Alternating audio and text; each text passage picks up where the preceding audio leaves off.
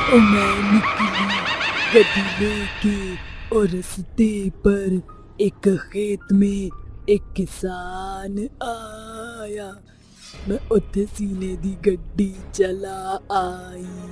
ऐसा कहकर चुड़ैल एक खेत के अंदर किसान के ऊपर ट्रैक्टर चढ़ा देती है।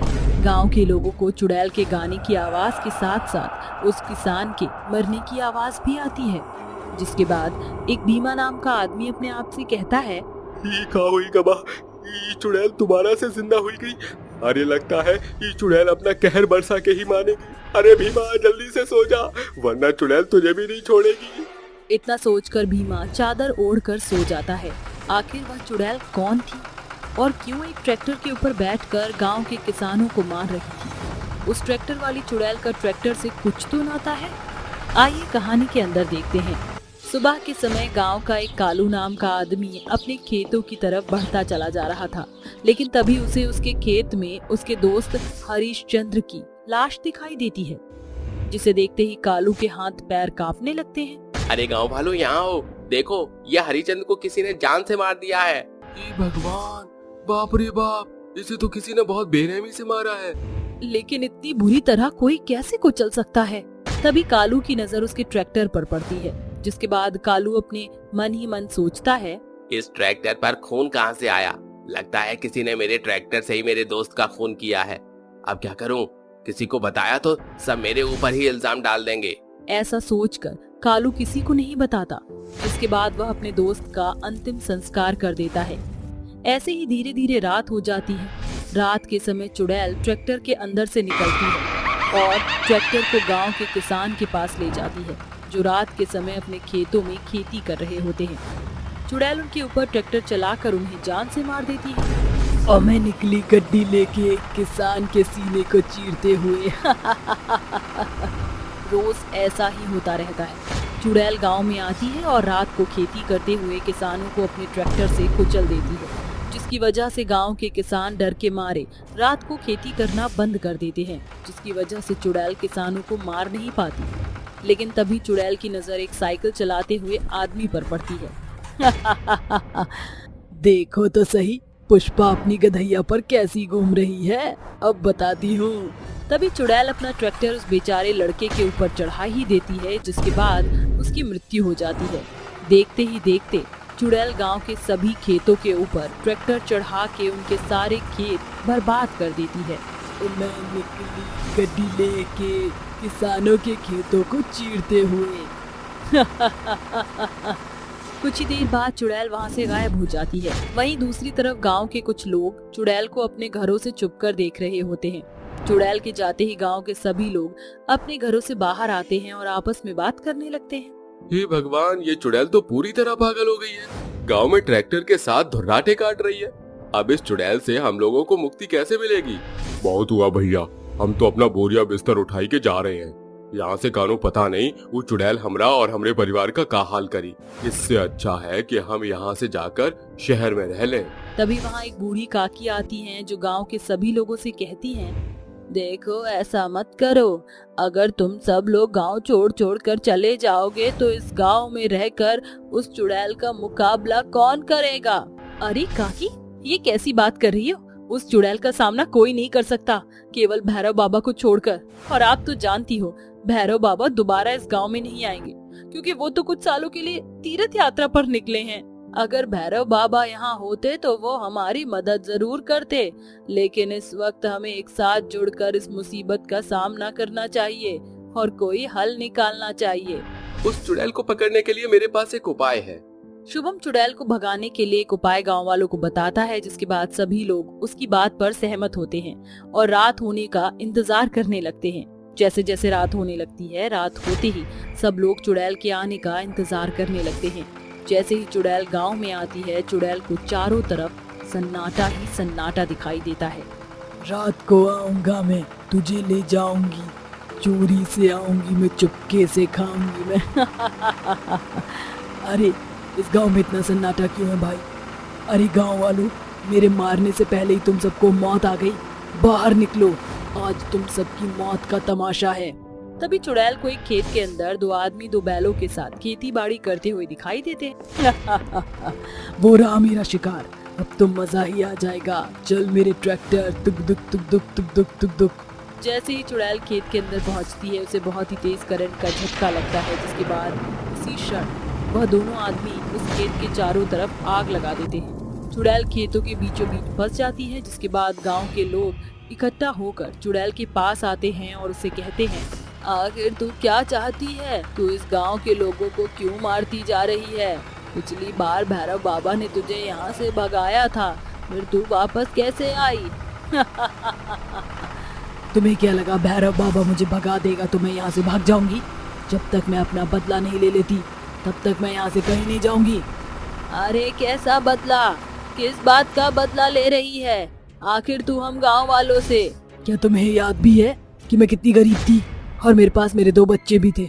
हम लोग खेतों में खेती करके अपना गुजारा कर रहे थे, लेकिन मेरी झोपड़ी इस गांव के सरपंच के घर के बिल्कुल सामने थी और वो चाहते थे कि मैं अपनी झोपड़ी खाली करके यहाँ से हमेशा हमेशा के लिए चली जाऊँ। मेरे पास केवल यही गांव था जिसमें मेरे स्वर्गीय पति की यादें थी। मैं इस गांव को छोड़कर कैसे जाती, लेकिन सरपंच मेरी झोपड़ी की जगह अपनी हवेली बनाने के लिए अपने सारे ट्रैक्टर मेरी झोपड़ी के ऊपर ही चलाती है, जिसके साथ साथ में अपने दोनों बच्चों के साथ मैं मर गई। लेकिन मरने के बाद मेरी आत्मा को शांति नहीं मिली और मैं सरपंच के ट्रैक्टर में ही घुस गई ताकि मैं उसके साथ साथ तुम लोगों से बदला ले सकूं। जब तक मैं तुम सबको नहीं मार दूंगी तब तक मेरी आत्मा को शांति नहीं मिलेगी। तुमने सरपंच को मार दिया है, इससे तुम्हारा बदला पूरा होता है। मैं जानती हूँ तुम्हारे साथ जो हुआ वो बहुत ही गलत हुआ था, लेकिन गांव वाले भी तो मजबूर थे। अगर वह तुम्हारे लिए आवाज उठाते तो उनकी जान को खतरा था। अबे बूढ़ी औरत, अपना ये मुफ्त का ज्ञान अपने पास रख, मुझे किसी के ज्ञान की नहीं जरूरत। मैं तुम लोगों को मार कर ही रहूंगी। जब तक तुम्हें नहीं मारूंगी तब तक मुझे मुक्ति नहीं मिलेगी। गांव के सभी लोग चुड़ैल को कई बार समझाते हैं, लेकिन चुड़ैल उनकी एक नहीं सुनती और खेत के चारों तरफ की आग के बुझने का इंतजार करने लगती है। देखते ही देखते खेत के चारों तरफ की आग बुझ जाती है और उसी समय चुड़ैल गांव वालों को मारने के लिए आ रही होती है। लेकिन तभी सुबह के 4 बज जाते हैं, जिसके बाद गांव का पंडित मंदिर के अंदर भगवान के गाने चला देता है, जिसे सुनकर चुड़ैल वापस से ट्रैक्टर के अंदर घुस जाती है और इसी बात का फायदा उठाकर गांव के सभी लोग मशाल जलाकर ट्रैक्टर के ऊपर फेंक देते हैं। देखते ही देखते ट्रैक्टर के साथ साथ ट्रैक्टर के अंदर छुपी हुई चुड़ैल भी हमेशा हमेशा के लिए जलकर राख हो जाती है। आखिरकार हम लोगों का प्लान सक्सेसफुल ही हो गया। अगर आज हम लोगों ने शुभम की बात नहीं मानी होती तो शायद हम इस चुड़ैल का सामना कभी नहीं कर पाते। बूढ़ी काकी की बात सुनने के बाद गांव के सभी लोग शुभम का शुक्रिया अदा करते हैं। भूतिया किताब। Listen to me all students, please शांति बनाए रखें। रात से पहले हम सभी को घर पहुंचना है। टूर पर घूमने गए सभी स्टूडेंट्स घर वापस लौट रहे थे। बस तेजी के साथ शाम के अंधियारे में तेजी से आगे बढ़ रही थी। तभी अचानक एक सुनसान भयंकर जंगल के पास बस झटके से रुक जाती है और कॉलेज का प्रिंसिपल कहता है, क्या हुआ ड्राइवर, बस क्यों रोक दी? सर, लगता है इंजन में तकनीकी खराबी आ गई है। सड़क एकदम सुनसान वीरान थी। जंगल के घने पेड़ आंधी तूफान की तरह लहराते हुए साए साए की आवाज कर रहे थे। साथ ही चमगादड़ों की टोली आसमान में उड़ते हुए शोर मचाते हुए और भी ज्यादा खौफ पैदा कर रहे थे। दूर दराज तक कोई आता दिखाई नहीं दे रहा था। फिर प्रिंसिपल कहते हैं, एक मैकेनिक ढूंढने में इतनी देर क्यों हो रही है? रात होने को आ गई। मुझे नहीं लगता सर कि इस भूतिया रास्ते से कोई इंसान आता जाता होगा। कितना भयानक लग रहा है ये सड़क और ये जंगल। काफी देर राह देखने के बाद भी वहाँ कोई नहीं आता। तभी एक डरावनी औरत न जाने कहां से उनके सामने आकर कहती है, लगता है आप भी मुसाफिर हैं। हमारी बस खराब हो गई है। सरकार ने इस रास्ते को बंद कर दिया है, इसीलिए यहाँ कोई आता नहीं। और तूफानी रात में तो किसी के आने की उम्मीद लगाना बेकार है। हाँ, पर एक रास्ता है। वो क्या है? यहाँ पास में एक पुरानी हवेली है। आप सभी चाहें तो आज की रात वहाँ रुक सकते हैं। इस डरावनी सड़क पर रुकने से अच्छा हमें इनके साथ चलना चाहिए, क्योंकि मौसम भी काफी खराब है। सभी उस औरत के साथ हवेली आ जाते हैं। हवेली का बिगड़ा हाल देखकर कहते हैं, ओह गॉड, कितना डस्ट और जाला है यहाँ। क्या आप सचमुच यही रहती हैं? ऐसा लग रहा है जैसे यहाँ बरसों से कोई आया नहीं गया नहीं। But it's fantastic. लगता है एक वक्त में ये हवेली फेमस लाइब्रेरी या कॉलेज हुआ करती थी। जी हाँ, कुछ बरस पहले यहाँ पर एक मशहूर कॉलेज और पुस्तकालय संग्रह हुआ करता था। हमें यहाँ की हिस्ट्री से कोई लेना देना नहीं, हमें सिर्फ आज की रात यहाँ काटनी है। टीचर संगीता को उस औरत की बातें और रूप अटपटी जान पड़ने पर हिचकते हुए कहती है, प्रिंसिपल सर, जाने क्यों मुझे ये जगह और ये औरत कुछ ठीक नहीं लग रही। हमें यहाँ से चलना चाहिए। तो क्या इतनी रात को यहाँ से निकलकर हम उस सुनसान सड़क पर भटकेंगे मिस संहिता? आज हम यहीं रुकेंगे, इट्स माय ऑर्डर। थोड़ी देर में सभी गहरी नींद में सो जाते हैं, पर शिमोना आधी रात तक जाग रही होती है कि खिड़कियों की खटर पटर से उसकी नजर एक किताब पर पड़ती है जो काफी पुरानी होती है। फिर एक किताब से अट्रैक्ट होकर वो उस किताब को उठाकर कहती है, वाओ, ये बुक तो बहुत ओल्ड और हिस्टोरिकल जान पड़ती है। सिमोना हड़बड़ी के साथ किताब पढ़ने की लालसा में जैसे किताब का पहला पन्ना खोलती है तो उस पर लिखा होता है, किताब पढ़ना मना है। How funny thoughts. अब तो मैं इस किताब को जरूर पढ़ूंगी। जैसे ही वो उसको पढ़ती है, किताब के अंदर से एक बेहद डरावनी आवाज शिमोना के कानों में पड़ती है और 2 हाथ बाहर निकलते हैं, जिसे देख खौफ के मारे किताब उसके हाथ से छूटकर जमीन पर गिर जाती है। फिर भूतिया किताब के अंदर से 2 हाथ बाहर निकलकर उसे किताब के अंदर खींच लेते हैं और थोड़ी देर बाद किताब के पन्ने बंद हो जाते हैं। फिर रोमिल की आंख खुलती है तो वो शिमोना को गायब देखकर कहता है, ये शिमोना कहाँ चली गई? कहीं भी शांत नहीं रहती।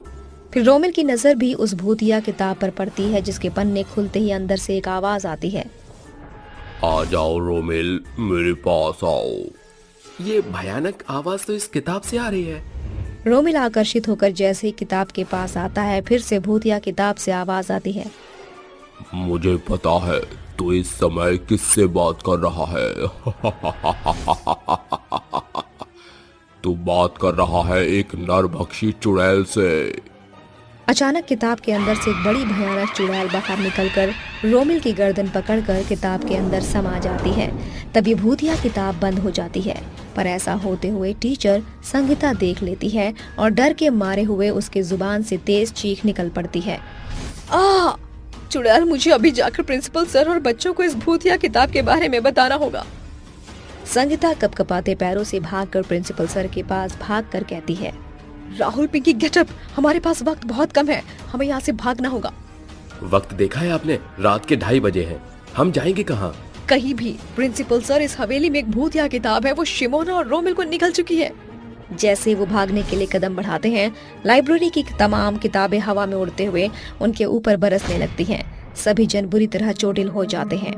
प्रिंसिपल सर, कुछ कीजिए वरना लाइब्रेरी की किताबों की बौछार हम सभी की जान ले लेगी। अचानक प्रिंसिपल सर को एक मंत्र याद आता है और वो कहते हैं, एक रास्ता है। मैंने एक स्कैरी बुक में एक हिब्रू मंत्र पढ़ा था। वहाँ लिखा था कि इस होली मंत्र के उच्चारण से हर शैतानी शक्ति अपना अस्तित्व बताने पर मजबूर हो जाती है। हमको एक दूसरे का हाथ पकड़कर ये मंत्र सर्कल में बैठकर दोहराना है और याद रहे, हमें हाथ नहीं छोड़ना। सभी सर्कल बनाकर लाइब्रेरी के टेबल पर बैठकर मजबूती से एक दूसरे का हाथ पकड़कर मंत्र दोहराते हुए कहते हैं, Inferato Espirisit, Consigrato Unmeritus, Inferato Espirisit, Consigrato Unmeritus। सभी एक साथ मिलकर मंत्र को दोहराते हैं कि चुड़ैल भूतिया किताब से बाहर निकलती है और लाइब्रेरी की लाइट जलने बुझने लगती है और चुड़ैल सर्कल के चारों तरफ उड़ते हुए चक्कर लगाकर कहती है, बंद करो इन मंत्रों को जपना। मैंने कहा रोको, इस मंत्र को तुम ऐसे नहीं मानोगे तो तुम्हारे ये 2 कौड़ी के मंत्र मेरा कुछ नहीं बिगाड़ सकते। चुड़ैल गुस्से में आकर आग बबूला होकर जोर से चिल्लाती है, जिस कारण हवेली के सभी खिड़की दरवाजे के कांच टूटकर सर्कल के चारों ओर बिखर जाते हैं और एक टुकड़ा राहुल की गर्दन पर आकर चुप जाता है और मंत्र रुकने के साथ चुड़ैल कहती है, क्या हुआ, तुम्हारे मंत्रों के उच्चारण रुके ही क्यों? हाँ, रुकते ही एक तार टूट गई, मंत्र अधूरा रह गया। अब मैं तुम सबको मारकर तुम्हारी आत्माओं को अपने भूतिया किताब में हमेशा के लिए कैद कर लूंगी। पर तुम्हें लोगों को मारकर क्या मिलता है? मजा आता है, सुकून मिलता है। लगता है तुम्हारी नजरें किसी को खोज रही हैं। वो औरत कहाँ गई जो हमें यहाँ लेकर आई थी?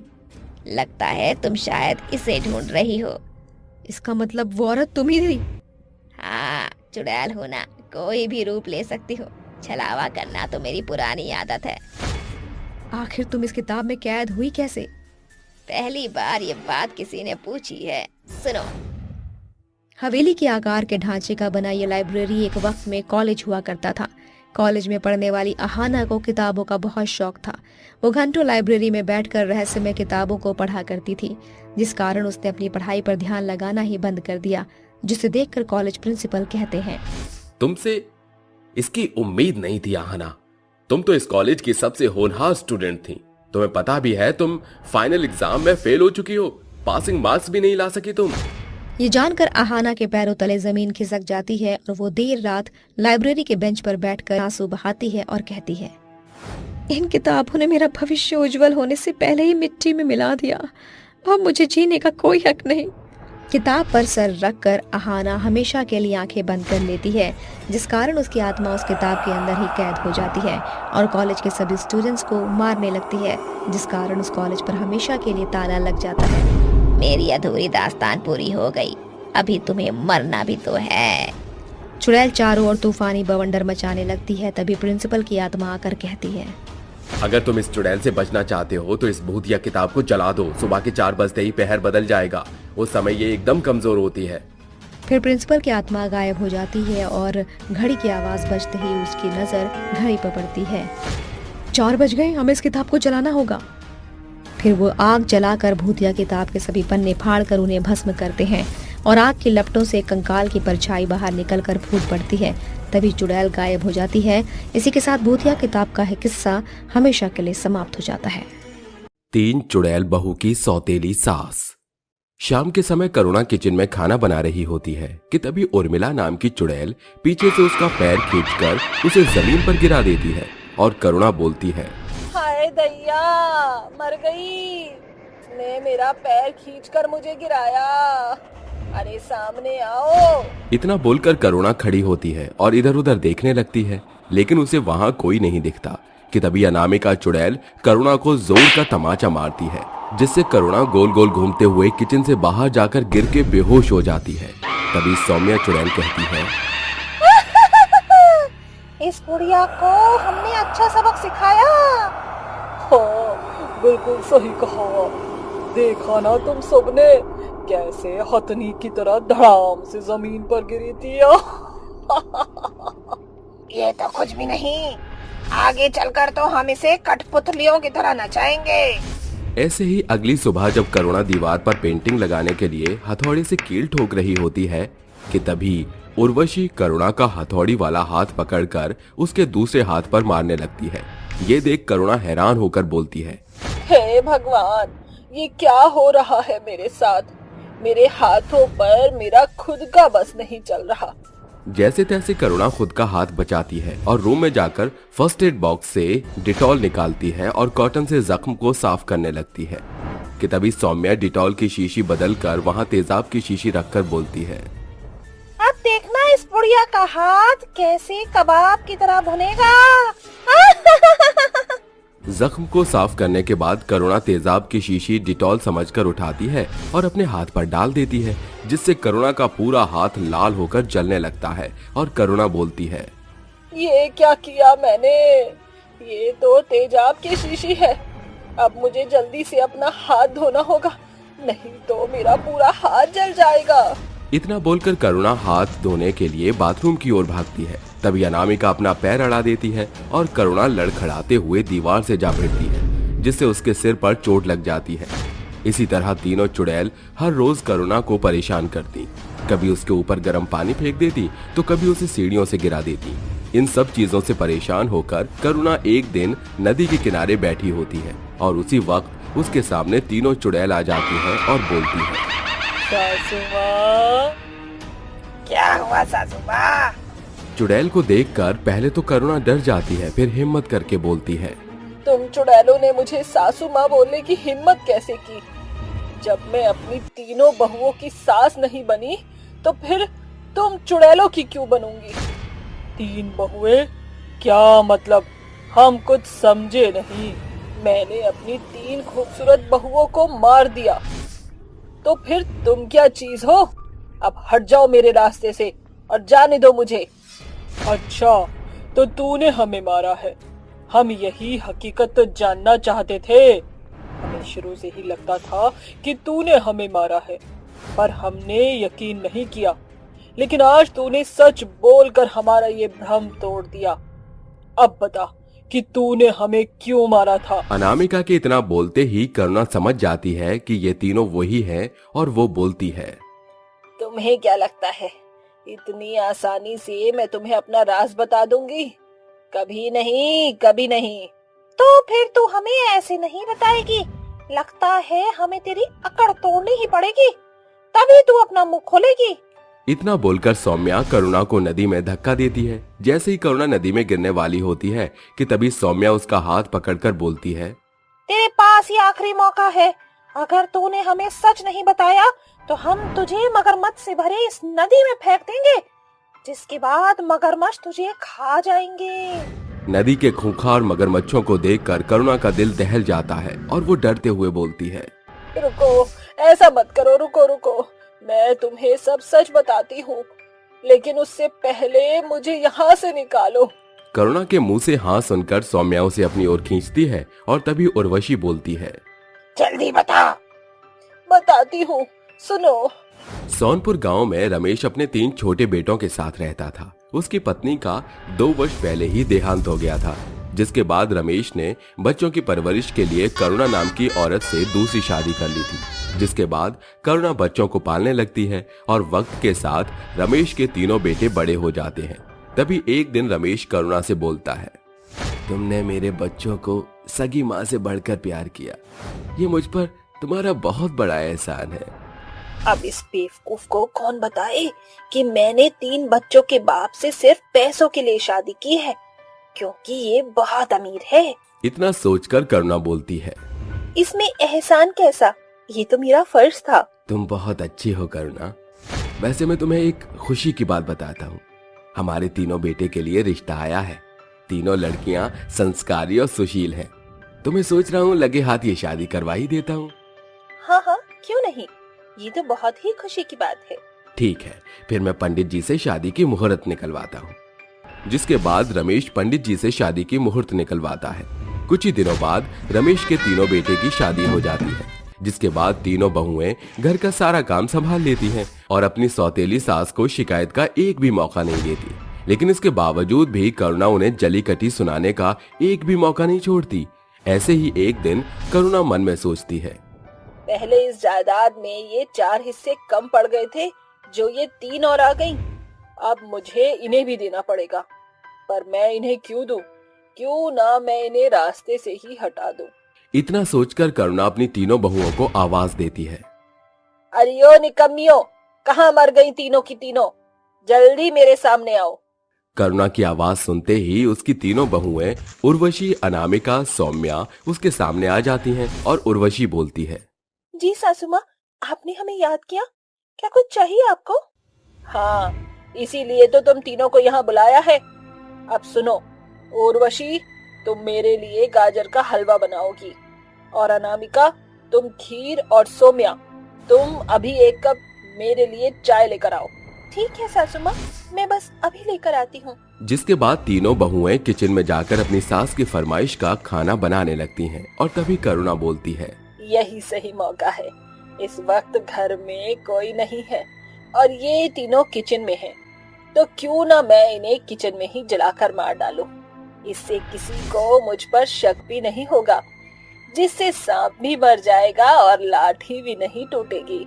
इतना बोलकर करुणा केरोसिन ऑयल लेती है और दबे पांव किचन के बाहर जाकर किचन का दरवाजा बंद कर देती है और डिब्बे का ढक्कन खोलकर पूरा तेल दरवाजे के नीचे से किचन में बहा देती है और माचिस जलाकर वहां से भाग जाती है। वहीं किचन के अंदर 3 बहुएं आग में झुलसकर मर जाती हैं। अपने जायदाद को खोने के डर से मैंने तुम तीनों को मार डाला और अब वो सारी जायदाद सिर्फ मेरी है। ये सारी बातें सुनकर उन 3 चुड़ैलों को बहुत ज्यादा गुस्सा आता है और अनामिका बोलती है, तूने चंद रुपयों पैसों के लिए हम तीनों से हमारी जिंदगी छीन ली। अरे हम तो तुझे सगी सास से भी बढ़कर मानते थे, लेकिन वो कहते हैं ना, सौतेली सौतेली ही होती है, कभी सगी नहीं हो सकती। तेरा नाम करुणा है, पर क्या तुझे इस नाम का मतलब भी पता है? मतलब दया, रहम, लेकिन ना तो तेरे अंदर दया है और ना ही माँ की ममता। अपनी चुड़ैल बहुओं की बात सुनकर करुणा की आंखों में पानी भर जाता है और वो बोलती है, मैंने जो कुछ भी किया मुझे उसका पछतावा है, माफ कर दो मुझे। जिस इंसान की इंसानियत मर जाती है उसे जीने का कोई हक नहीं। इतना बोलते ही उर्वशी करुणा को नदी में धक्का दे देती है और नदी के सारे मगरमच्छ करुणा को खा जाते हैं। करुणा के मरते ही तीनों चुड़ैल बहुओं की आत्मा को मुक्ति मिल जाती है।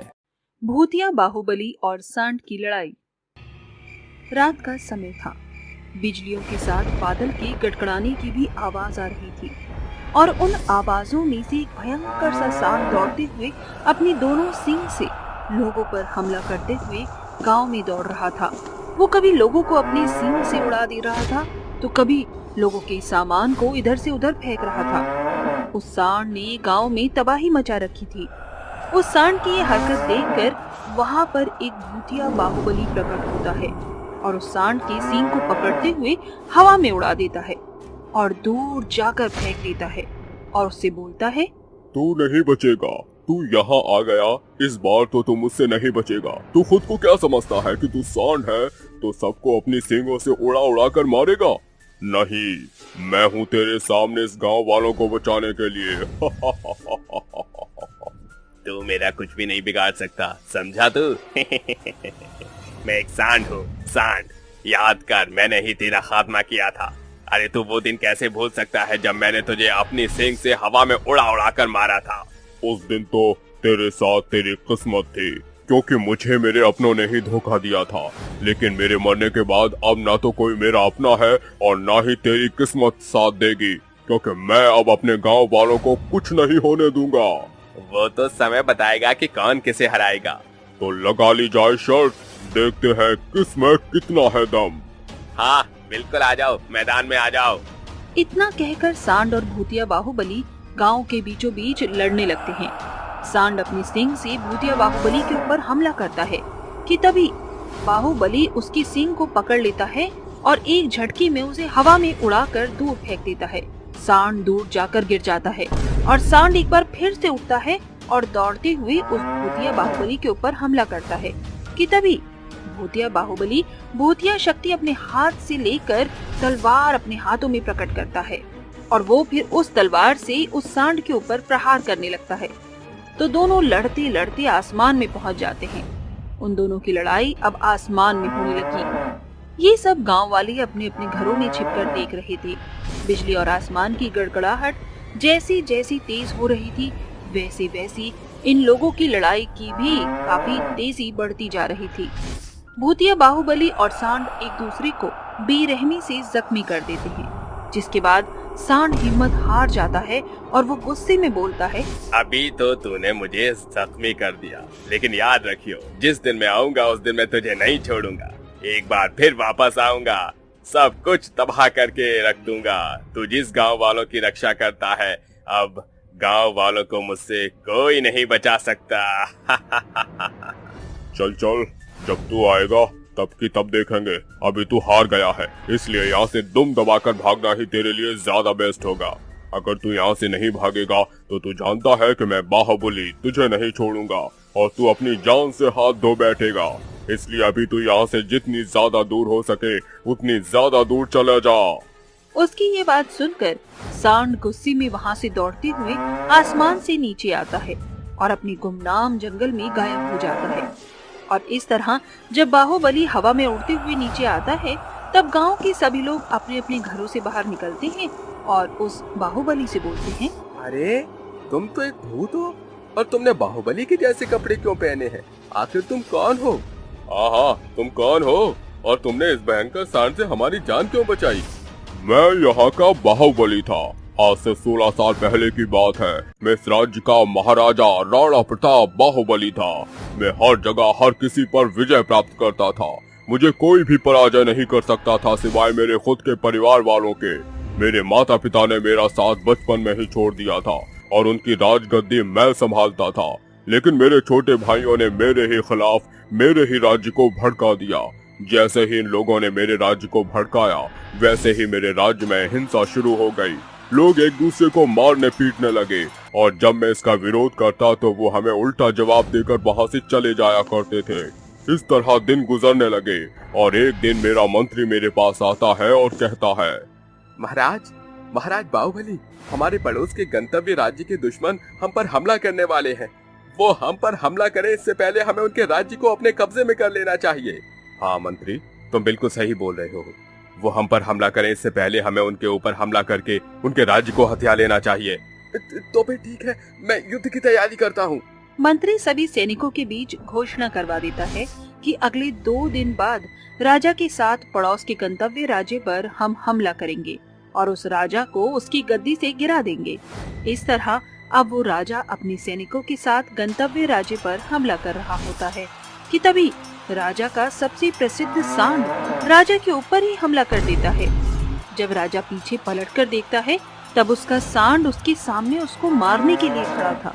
उस सांड के साथ साथ अपने मंत्री और अपने भाइयों को गंतव्य राजा के साथ हाथ मिलाए हुए बाहुबली देख लेता है।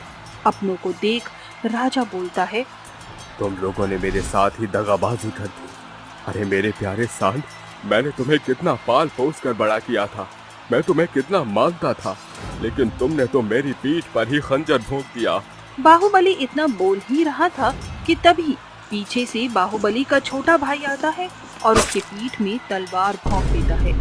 एक तरफ तो बाहुबली के पीठ में तलवार भोंकता है तो वहीं दूसरी तरफ राजा अपनी तलवार से अपने सांड को मार देता है। एक तरफ राजा मरता है तो दूसरी तरफ सांड मरता है। तो ये थी मेरी कहानी। कब से मैं अपनी मौत का बदला लेने के लिए इधर उधर भटक रहा हूँ। इन 16 साल में मेरे भाई मर गए, लेकिन इस सांड की आत्मा आज तक मेरे साथ ही भटक रही है। हम दोनों एक दूसरे के दुश्मन हैं और जब तक मैं इस सांड का खात्मा न कर दूं, तब तक मैं यहाँ से नहीं जाऊंगा। उसकी कहानी सुनकर सभी गांव वालों की आंखों में आंसू आ रखे थे। उन्हीं गांव वालों में से एक रघु नाम का लड़का बोलता है, हम सभी लोग आपके साथ हैं। बस अब इस सांड का इंतजार है कि कब वो इस गांव में आएगा और कब हम लोग आपकी सहायता करेंगे।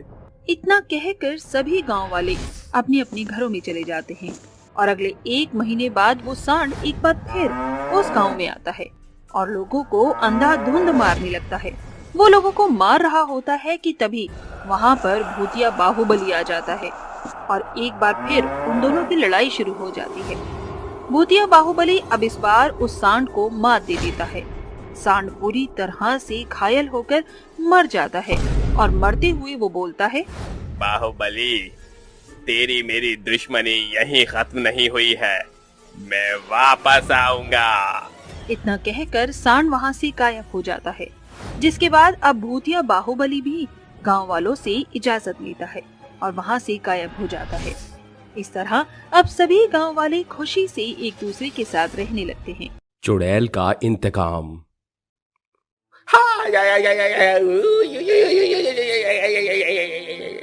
टेक इट इजी राहुल, बस हो गया।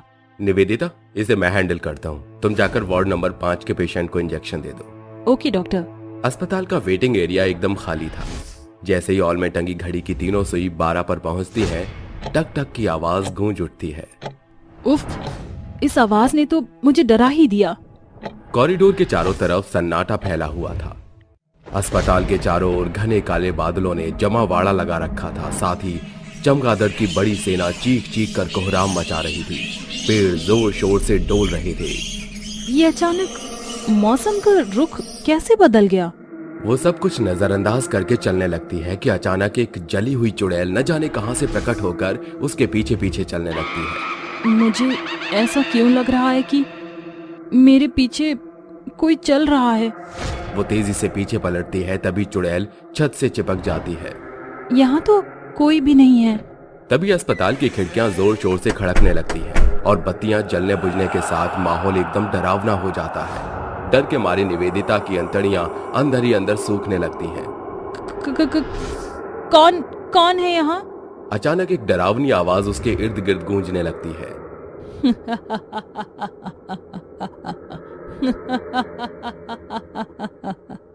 वो माथे से पसीना पोंछती है कि चुड़ैल उसके सामने आकर कहती है, अपनी जान की सलामती चाहती है तो भाग जा यहाँ से। चुड़ैल बचाओ, हेल्प मी, अरे अस्पताल में चुड़ैल घुस आई है, बचाओ। बंद कर गला फाड़ना, जिंदगी से प्यार नहीं है क्या जो एक चुड़ैल से मुंहजोरी कर रही है? भाग जा वरना मारी जाएगी। मुझे मत मारना, मैं जा रही हूँ। नर्स फुर्ती से उठकर अस्पताल से भाग निकलती है। नहीं छोड़ूंगी, मरेगा वो मरेगा। अब ये चुड़ैल अपना इंतकाम लेकर रहेगी। आखिर कौन है ये चुड़ैल जो अस्पताल में हाहाकार मचा रही है? जानने के लिए कहानी में बने रहिए। ये कहानी है शहर से दूर बसे मालवा गांव की, जहां कोई भी अस्पताल नहीं था। पर एक रोज, लीजिए सरपंच जी, मिठाई खाइए। यह मिठाई किस खुशी में है आखिर? सरपंच जी, एक तो सालों बाद सरकार की नजर हमारे मालवा गांव पर पड़ी, तब जाकर यहाँ संजीवनी अस्पताल की नींव पड़ी और हमारी बेला की उस अस्पताल में नर्स की नौकरी लगी है। अरे वाह, यह तो बड़ी अच्छी खबर है। बिना माँ बाप के भी इसने हमेशा से ही इस गांव का नाम रोशन किया है। सरपंच काका, माँ बाबा के जाने के बाद आप सभी लोगों ने तो मुझे पाला पोसा। आज बेला का अस्पताल में पहला दिन है, जहां उसकी मुलाकात डॉक्टर अनिकेत से होती है। Hello miss Bela, welcome to Sanjeevani hospital. Hello doctor Aniket. अस्पताल के ओपनिंग के पहले दिन से ही डॉक्टर अनिकेत बेला की खूबसूरती का कायल हो जाता है। नीली आंखें, सफेद दूधिया रंग, लंबे बाल, उसके रूप में चार चांद लगा रहे थे। समय गुजरता गया और दोनों के बीच काफी नजदीकियां बढ़ने लगी थीं। फिर एक रोज डॉक्टर एक कॉरिडोर में उसे हक करता है। कौन है? मेरे अलावा हो भी कौन सकता है मेरी गुलजार। अनिकेत, क्या कर रहे हो? ये अस्पताल है, छोड़ो मुझे, कोई देख लेगा। तो देख लेने दो, प्यार करने वालों पर कोई पाबंदी नहीं। कुछ ऐसे ही महीने गुजर जाते हैं। फिर एक रोज बेला का फोन आता है। बेला, जल्दी से बेसमेंट में आ जाओ, मैं तुम्हारा इंतजार कर रहा हूँ। इस वक्त क्यों? रात के 10 बज रहे हैं अनिकेत। अभी नहीं, मैं पेशेंट्स का चेकअप कर रही हूँ, फिर उन्हें मेडिसिन भी देनी है। वो सब मुझे नहीं पता, अगले 2 मिनट में तुम यहाँ आ रही हो। अचानक अस्पताल के बाहर घनघोर बरसात शुरू हो जाती है और बेला चोरी छिपे आकर कहती है, यहाँ क्यों बुलाया मुझे? अनिकेत उसको अपनी तरफ खींच लेता है कि बेला उसको झकझोरते हुए कहती है, अनिकेत, ये ठीक नहीं है। प्यार करने वालों के बीच में ये आम बात है। अनिकेत, हमारे बीच बहुत बड़ा फासला है। तुम संजीवनी हॉस्पिटल के एक बड़े डॉक्टर हो और मैं कहाँ छोटी मोटी नर्स। बेला, मैं तुमसे शादी करूंगा, यकीन करो मेरा। ये सुनकर बेला की आंखों में खुशी के आंसू भर जाते हैं और वो उसके गले लग जाती है, जिसके बाद दोनों तमाम दायरों को मिटाकर एक हो जाते हैं। कुछ वक्त बाद बेला को पता चलता है कि वो मां बनने वाली है, पर किसे पता था कि शादी मौत में बदलने वाली है। गांव में शादी की तैयारियां होने लगती हैं। दुल्हन के जोड़े में बैठी बेला कहती है, अनिकेत, मेरा फोन क्यों नहीं उठा रहा? वो दौड़ते हुए अनिकेत के घर आती है, पर वहां ताला लगा होता है। लगता है अनिकेत अस्पताल में है। वो अस्पताल पहुंचती है, जहां अनिकेत केबिन में लेटा होता है। अनिकेत, मैं कब से वहाँ मंडप में तुम्हारा इंतजार कर रही हूँ। किसने कहा था मेरा इंतजार करने को? हमारे बीच जो हुआ उसे भूल जाओ, बेला अनिकेत का कॉलर पकड़कर कहती है। क्या तुमने मुझे धोखा दिया, नीच कमीने? एक सीनियर डॉक्टर का कॉलर पकड़ने की बदतमीजी मत करो जाने मन, मुझे तुमसे कभी प्यार था ही नहीं। कह दो कि ये झूठ है अनिकेत, मैं तुम्हारे बच्चे की माँ बनने वाली हूँ। रिलैक्स, इतना पैनिक मत हो। मैं एक डॉक्टर हूँ, ये मेडिसिन खाओ और अपने पेट में पल रही पाप से छुटकारा पाओ। झूठे, मक्कार, फरेबी, तुमने मेरा फायदा उठाया। मैं पूरे अस्पताल को चीख चीख कर तुम्हारी करतूत बता दूंगी। बौखलाया डॉक्टर केबिन की ड्रॉ में पड़े इंजेक्शन को उसकी गर्दन की नस पर बेरहमी से मारकर कहता है, ओह नो, ये तो मर गई। अगर इसकी शक्ल पहचान में आ गई तो मुझे जेल जाना पड़ेगा। क्या करूं? फिर वो उसकी लाश को घसीटकर हॉस्पिटल की लैब में लाकर उसके चेहरे को एसिड से जलाकर कहता है, अब तुम्हारा चेहरा कोई नहीं पहचानेगा। Goodbye sweetheart. Doctor, आज तू जान से जाएगा। आ रही हूँ मैं तेरी मौत बनकर। चुड़ैल अस्पताल के सभी कमरों को खोल खोल कर डॉक्टर को खोजने लगती है। कहाँ छुप कर बैठा है ये डॉक्टर आखिर? चुड़ैल सर्जरी रूम में पहुंचती है, जहां स्ट्रेचर पर एक मरीज लेटा हुआ था। अच्छा, तो तू यहाँ है डॉक्टर? नर्स, जल्दी से इंजेक्शन पास करो, चुड़ैल खूंखार आवाज के साथ कहती है। ये लो डॉक्टर, इंजेक्शन। डॉक्टर की नजर चुड़ैल के अधजले हाथों पर जाती है जो खून से सने हुए थे। चुड़ैल बचाओ बचाओ। वो ऑपरेशन थिएटर से निकलकर भागने लगता है कि चुड़ैल उसको आगे से घेर कर कहती है, भागने की इतनी भी क्या जल्दी है। चुड़ैल अपनी शैतानी शक्ति से डॉक्टर को स्ट्रेचर पर सवार करके उसको लिए भागने लगती है। डॉक्टर चीखते हुए कहता है, बचाओ, गलती हो गई, छोड़ दो मुझे। अचानक एक वार्ड बॉय चुड़ैल को ललकारते हुए कहता है, रुक जा शैतानी चुड़ैल, क्यों मचा रही है ये आतंक? मैं कहता हूँ छोड़ दे साहब को, वरना जान से जाएगी। अब तू मुझे रोकेगा, मामूली से इंसान। मुझे सिर्फ इससे अपना इंतकाम लेना है। तू मेरे बीच में मत पड़, वरना खामखा मारा जाएगा। चुड़ैल अपने हाथों को बढ़ाकर उसे झन्नाटेदार करंट लगाकर कहती है, ये तो सिर्फ मामूली सा डेमो था। अगर तूने अभी मेरा रास्ता नहीं छोड़ा तो 440 वोल्ट का झटका लगेगा। वार्ड बॉय दौड़ते हुए गांव से लोगों की मदद लेकर अस्पताल पहुंचता है। सरपंच जी, यही है वो दानव चुड़ैल जो अस्पताल में दहशत मचा रही है। अरे बेरहम चुड़ैल, ये अस्पताल हम गरीब गांव वालों का एकमात्र सहारा है, क्यों भगदड़ मचा रखा है यहाँ?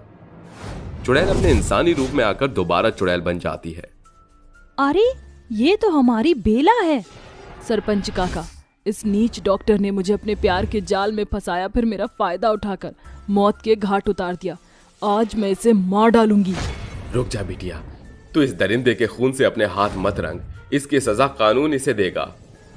डॉक्टर उनको बातों में उलझा हुआ देख भागने लगता है। तभी चुड़ैल हाथ बढ़ाकर उसकी गर्दन दबोचते हुए जमीन पर पटक कर कहती है, मुझसे बचकर कहाँ भाग रहा था तू?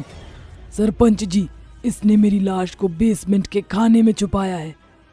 सभी जन उसको पुलिस के हवाले कर देते हैं और पुलिस तहकीकात के द्वारा बेला की खोखली जली लाश को खोजने में सफल हो जाती है, जिसके बाद अदालत उसे ताउम्र कारावास की सजा सुनाती है। आज मेरा इंतकाम पूरा हुआ, अब जिंदगी भर तू यहीं सड़ेगा। और इस तरह चुड़ैल की भटकती आत्मा को सदा के लिए मुक्ति मिल जाती है। लेकिन जब कभी भी संजीवनी अस्पताल में किसी मरीज को आधी रात मदद की जरूरत पड़ती तो वो चुड़ैल नर्स के रूप में आकर उनकी देख रेख किया करती थी।